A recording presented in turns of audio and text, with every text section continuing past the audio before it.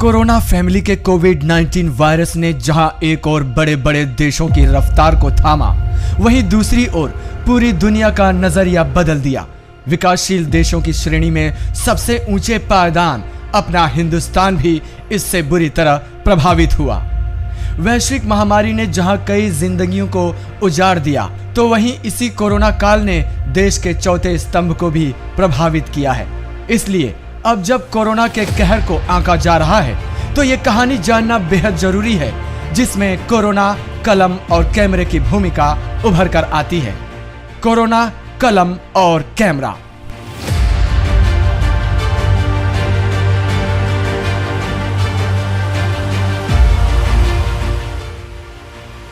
जैसे जैसे corona virus देश में तबाही मचा रहा था, वैसे वैसे कलम सच लिख रही थी और कैमरा हकीकत बयान कर रहा था। जान हथेली पर लेकर देश प्रदेश के पत्रकार अपनी कलम और कैमरे के साथ कोविड अस्पतालों तक पहुंच रहे थे। कभी कंटेनमेंट जोन का वीराना दिखाकर, तो कभी अस्पतालों की सच्चाई लिखकर अपनी भूमिका अदा कर रहे थे।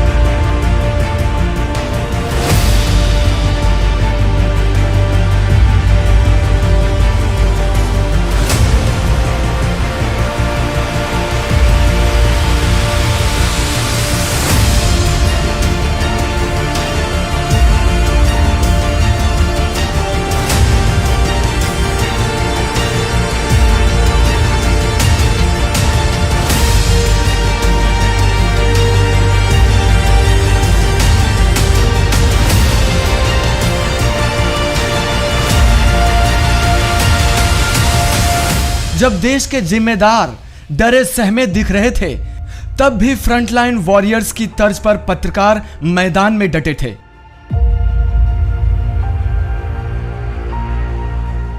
न केवल अपने जुनून के साथ, बल्कि समाज को सच से वाकिफ कराने के जज्बे के साथ कलमकार पत्रकार अखबारों के पन्नों पर वास्तविकता उकेर रहे थे, तो वहीं इलेक्ट्रॉनिक मीडिया के संवाददाता पूरी एहतियात के साथ कोरोना संक्रमण से प्रभावित इलाकों की मैदानी कवरेज में जुटे थे।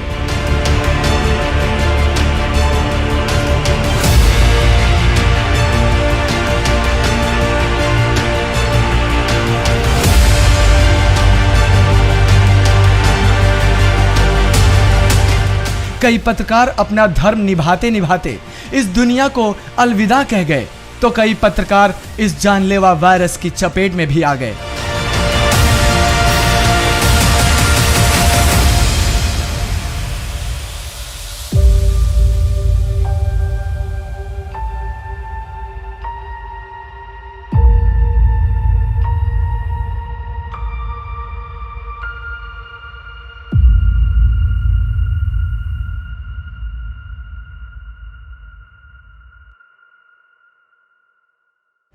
ऐसे हालातों में यदि सच बयां करने के लिए कुछ चलता रहा, तो वो था कैमरा और पत्रकार की कलम, जिसने बिना रुके मरीजों को जरूरी दवाओं को मुहैया कराने से लेकर सरकार और प्रशासन के जिम्मेदारों को जगाने तक का काम किया।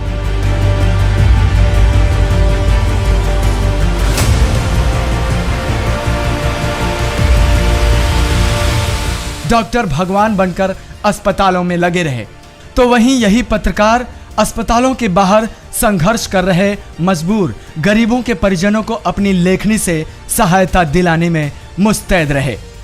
हृदय विदारक समय में एक नया मोड़ तो तब आ गया, जब एक एक करके चौथे स्तंभ के कई प्रहरी इस संक्रमण से खुद को नहीं बचा पाए। हालांकि ऐसे कठिन समय में देश की एकमात्र संस्था होने का दायित्व निभाते हुए इंदौर प्रेस क्लब ने अपनी महती भूमिका निभाई और पत्रकार साथियों से लेकर उनके परिजनों तक को जरूरी सहायता पहुंचाने का पुनीत काम किया। किसी को अस्पताल के आईसीयू में, तो किसी को ऑक्सीजन कंसंट्रेटर भेजकर प्रेस क्लब ने संजीवनी भूमिका निभाई और प्राणवायु देकर कई कोरोना से जंग लड़ रहे योद्धा पत्रकारों को आत्मबल का साहस दिया। ये सब कुछ योजनाबद्ध तरीके से नहीं, बल्कि जिनकी जैसी मदद हो सके उस जज्बे के साथ हुआ, ताकि पत्रकारिता का धर्म निभा रहे हरफन मौला जिंदगियों को बचाया जा सके। शब्दों में जिसे अभिव्यक्त करना मुमकिन नहीं, वो मदद भी रॉबिन हुड बनकर पहुंचाई गई, ताकि चौथे स्तंभ में शक्ति का संचार जारी रह सके। देखिए, जब शुरुआत का दौर था तब हमारी जानकारी में आया कि हमारे कई पत्रकार साथी कोरोना संक्रमित हुए हैं। उनमें से कुछ अस्पताल में इलाज करा रहे हैं और कुछ कोरोना संक्रमित होने के बाद होम आइसोलेशन में इलाजरत। हमने सबसे पहले इन साथियों की फिक्र की और इनके परिजनों को आर्थिक सहायता मुहैया करवाई।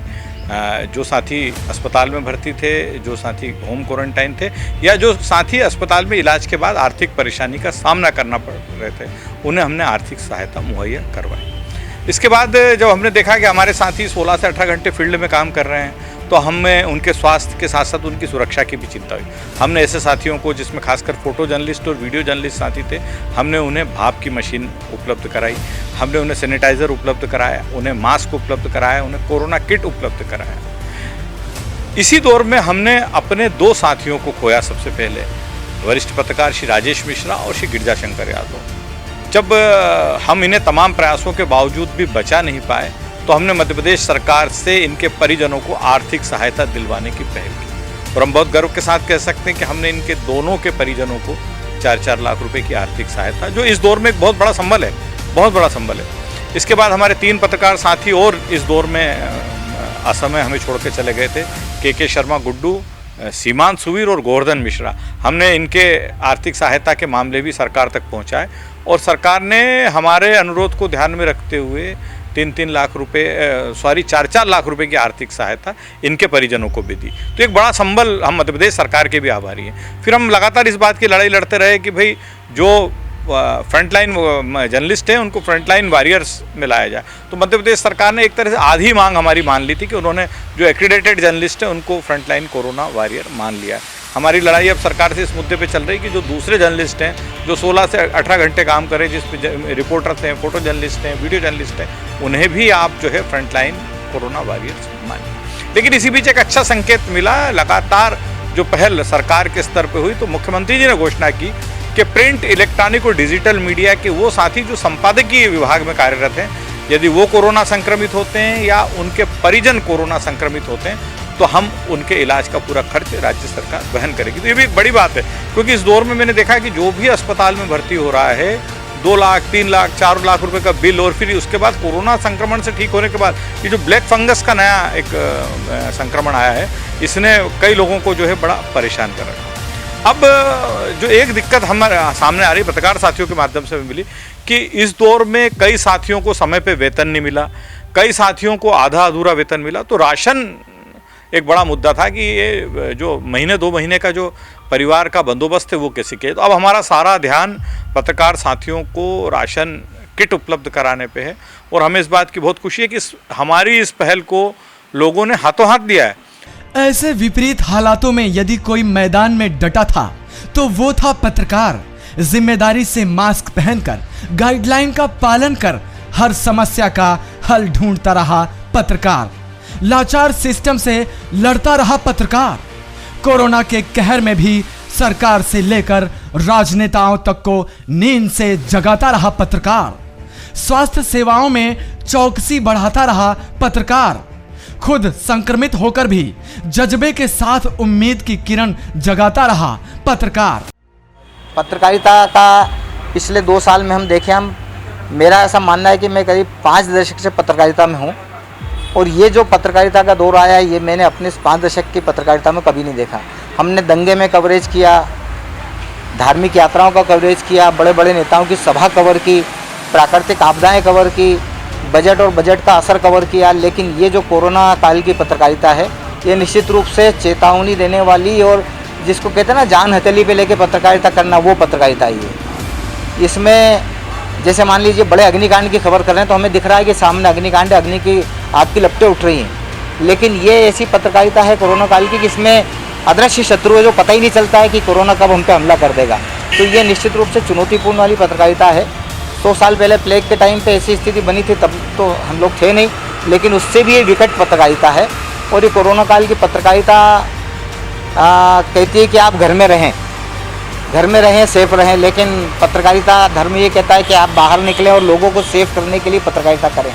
तो आप और हम सब मिलके जो पत्रकारिता कर रहे हैं वो शहर को संदेश देने की पत्रकारिता कर रहे हैं कि कोरोना काल में किस तरह की चुनौतियां सामने हैं। पहले कोरोना, उसके बाद में ब्लैक फंगस, अब तीसरी लहर, खतरे कई हैं और खतरे के खिलाड़ी बने हुए पत्रकार अपनी जान की परवाह किए बगैर मुझे, लेकिन पत्रकारों के परिवार संकटों से तो जूझ ही रहे हैं। तो फिर ये तय किया कि इस संगठन को पत्रकारों की मदद के लिए जारी रखा जाए, फिर चाहे वो उन्हें अस्पतालों में भर्ती कराना हो, रेमडेसिविर इंजेक्शन, ऑक्सीजन बेड वगैरह की जो भी सुविधा हो, उसमें हमने इंदौर मीडिया यूनाइटेड के माध्यम से पत्रकार और उनके परिवारों के लिए मदद की। ये पत्रकार ही तो था जिसने अस्पतालों की लूट खसोट पर कैंची चलवाई। वो पत्रकार ही तो था जो प्राणवायु की कमी, शमशान पहुंची लाशों के कफन पर सवाल उठा रहा था। वो पत्रकार ही तो था जिसने लॉकडाउन के पालन से लेकर बेपरवाह लोगों को जागरूकता सिखाई। वो पत्रकार ही था जिसने वक्त के आने पर मददगार की शैली भी अपनाई। कोरोना काल में मीडिया इंडस्ट्री के सामने बहुत बड़ी चुनौतियों का सामना करना पड़ा। चुनौतियां एक दो नहीं, कई थी। प्रिंट के सामने अलग चुनौती थी, टेलीविजन मीडिया के सामने अलग चुनौती थी। प्रिंट के सामने सबसे बड़ी चुनौती ये थी कि कई लोगों ने अपने घरों में भौतिक रूप से अखबार लेना बंद कर दिया, वे डिजिटल एडिशन पर शिफ्ट हो गए। लेकिन डिजिटल एडिशन के लिए भुगतान करने की उनकी मंशा नहीं थी। इस तरह अखबारों का प्रसार काफी गिरा। दूसरी बात यह कि पूरा औद्योगिक जगत प्रभावित हुआ। अखबारों को आने वाले विज्ञापन काफी कम हो गए। इससे भी अखबारों की आर्थिक स्थिति बहुत खराब हो गई। अब हाल ये कि कई पत्रकारों को अपनी नौकरी से हाथ धोना पड़ा। कई पत्रकारों को तनख्वाह में समझौते करने पड़े, क्योंकि कई कंपनियों ने अपने पत्रकारों की तनख्वाह आधी कर दी। कहीं 60% पे समझौता हुआ, कहीं 50% पे समझौता हुआ। और कई पत्रकार तो ऐसे हैं जिनकी तनख्वाह भी कम की गई, लेकिन फिर भी वक्त पे तनख्वाह नहीं मिल रही है। लेकिन सलाम करना चाहिए पत्रकारों के जज्बे को कि इतनी विपरीत स्थिति के बावजूद वे अपना दायित्व का निर्वाह करने से पीछे नहीं हटे। पीपीई किट पहनकर 16-16 घंटे उन्होंने काम किया। खतरनाक जोन में वे गए, उन जगहों पर भी गए जहां आम लोग नहीं जाते, लेकिन उन्होंने रिपोर्टिंग का अपना दायित्व निभाया। ऐसे पत्रकारों को सलाम। हमारे ऐसे कई जांबाज पत्रकार साथी कोरोना काल में काल के गाल में समा गए। सरकार को चाहिए और उन मीडिया कंपनी के मालिकों को भी चाहिए कि उन पत्रकारों के परिवारों का पूरा ध्यान रखें, और जो परिवार वे छोड़ गए हैं उन्हें कोई तकलीफ ना आने पाए, ये देखना उनका दायित्व है। इस कहर काल में जब जिम्मेदार जागे तो शासन को भी कलम और कैमरे का लोहा मानना पड़ा, और पत्रकारों की आवाज बने चुनिंदा चेहरों ने सरकार को भी पत्रकार के योगदान से रूबरू कराया, ताकि संक्रमित पत्रकारों को समय पर इलाज, दवा और जिन्हें खो दिया उन्हें उनके अधिकार का सम्मान प्राप्त हो सके। कई चीज़ें ऐसी हैं जिनसे ऐसा लगता है कि बदलाव काफ़ी आया है। और अगर माने, निश्चित तौर पर कोरोना एक बुरा समय है सबके लिए, कोरोना काल, लेकिन इलेक्ट्रॉनिक मीडिया के लिए मुझे लगता है थोड़ा सा वरदान भी साबित हुआ है कि कॉस्ट इफेक्टिवनेस पर भी इसने काम किया है। बहरहाल, जैसे अगर मैं बात करूं कि कई सारे डॉक्टर्स से बातचीत करने के लिए हमें समय लेना पड़ता था, इंटरव्यू के लिए वे समय नहीं दे पाते थे, और कोरोना की प्रिकॉशंस भी काफ़ी लेना होती थी। तो हमने कोशिश की डॉक्टर से सीधे संवाद थ्रू ऐप से करने की कोशिश की, और ऐप से जब संवाद किया हमने उनसे, तो परिणाम भी अच्छा है, लोगों को अच्छी जानकारियाँ भी मिली, और एक जो ह्यूमन टच होना था, जो कोरोना में लोग डिस्टेंसिंग को मेंटेन करने की बात कर रहे हैं, उस पर भी हमें काफ़ी कुछ मदद मिली इस डिस्टेंसिंग को मेंटेन करने में। तो निश्चित तौर पर कोरोना काल के दौरान मीडिया के अपने अपने अलग अलग फायदे और नुकसान दोनों ही हैं। अगर बात की जाए कोरोना काल और पत्रकारिता, निश्चित तौर पर बहुत बड़ी चुनौती का दौर था। सहारा समय मध्य प्रदेश छत्तीसगढ़ की एक एंकर निकिता तोमर, उसकी भी मौत हुई कोरोना से लड़ते हुए। कई पत्रकारों ने अपनी जान गंवाई, लेकिन एक बात बहुत अच्छी रही, पत्रकारों ने यहाँ पर सकारात्मक भूमिका निभाई। कई पत्रकारों ने तो यह तक तय किया कि हम लाशें नहीं दिखाएंगे। सहारा समय मध्य प्रदेश छत्तीसगढ़ ने भी यही तय किया था। इसी तरह चाहे ऑक्सीजन की किल्लत का मामला हो, चाहे रेमडेसिविर का मामला हो, पूरे देश में, पूरे प्रदेश में पत्रकारों ने अपनी भूमिका निभाई, लोगों को अच्छा संदेश देने का प्रयास किया। लेकिन इस दुखद पहलू ये रहा कि इस बीच में कई पत्रकार साथियों ने अपनी जान गंवाई। तो ऐसे में बहुत चुनौतीपूर्ण पत्रकारिता रही। यदि इस दौर को लेकर 100 साल बाद भी लिखा जाएगा तो याद किया जाएगा कि इस दौर में किस तरह की पत्रकारिता, और किसी युद्ध से कम नहीं है ये दौर पत्रकारों के लिए।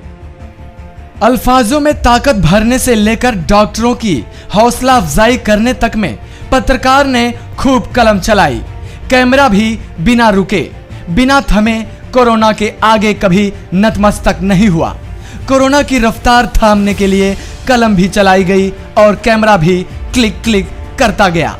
इसी भागम भाग में कुछ और बाकी रह गया तो वही पत्रकार जो कल भी कोरोना की लहर का सामना कर अपना फर्ज और धर्म अदा करता रहा और आज भी सच पिरोकर कलम और कैमरे को गति दे रहा है। पूरा हिंदुस्तान नहीं, पूरा विश्व कोरोना से डर रहा था। चाहे वो एक आम आदमी हो, चाहे हमारे देश के वीवीआईपी नेता हों, अधिकारी हों, कोई भी ऐसा इंसान नहीं था जिससे कोरोना से डर नहीं लग रहा था। ऐसे में पत्रकार भी डरा हुआ था, उसका परिवार भी डरा हुआ था। कई लोग ये मान रहे थे कि पत्रकारिता छोड़ देनी चाहिए, क्योंकि पत्रकार को तो उसका प्रोफेशन है कि उसको सबके साथ खड़ा होना पड़ेगा, चाहे इस देश दुनिया में कुछ भी हो। उसका पेशा इस तरीके का नहीं कि डॉक्टर के लिए चैलेंज आया तो डॉक्टर लड़ाई लड़ रहा है, पुलिस के लिए चैलेंज आया तो पुलिस लड़ाई लड़ रही है, प्रशासन के लिए चैलेंज प्रशासन लड़ रहा है। पत्रकार को तो हर प्रोफेशन के साथ खड़ा होना पड़ेगा, जो भी चैलेंजेस होंगे उसके लिए उसे काम करना पड़ेगा। 2 चुनौतियाँ थी, या तो ये प्रोफेशन आप बदल दो, दूसरे किसी प्रोफेशन में चले जाओ क्योंकि मौत का डर था। दूसरा ये था कि जो एक्चुअल है उसमें अपनी जान जोखिम में डालो और जनता को बताओ सत्यता क्या है। अगर आज पत्रकार मीडिया के लोग नहीं होते तो क्या आम लोगों का हॉस्पिटल का बिल कम हो पाता? क्या रेमडेसिविर जैसे इंजेक्शन की कालाबाजारी को रोक कोई पा रहा था? ये सब हो रहा था अगर मीडिया ऐसी चीज़ों को सामने जनता के नहीं लाता कि किस तरह से कालाबाजारी रेमडेसिविर को लेके हो रही है, किस तरह हॉस्पिटलों के जो बिल थे उसमें लूटपाट हो रही है, किस तरह से डॉक्टर काम नहीं करना चाह रहे थे, किस तरह लोगों को बेड नहीं मिल रहे थे। पत्रकारों को ही बार बार हैशटैग करना पड़ रहा था जिम्मेदारों को कि इनको मदद करिए, उसके बाद उनकी मदद हो पा रही थी। तो ये समय श्रेय लेने का नहीं कि किस पत्रकार ने किस पत्रकार को मदद करी, आम जनता को मदद करी। ये समय है मानवता का, इंसानियत का। इसलिए जिन्हें खोया उनके प्रति आदरांजलि अर्पित कर रहा है और टूट न जाए कभी ये क्रम, इसलिए कल भी जंग लड़ रहा था और आज भी वही जंग लड़ रहा है।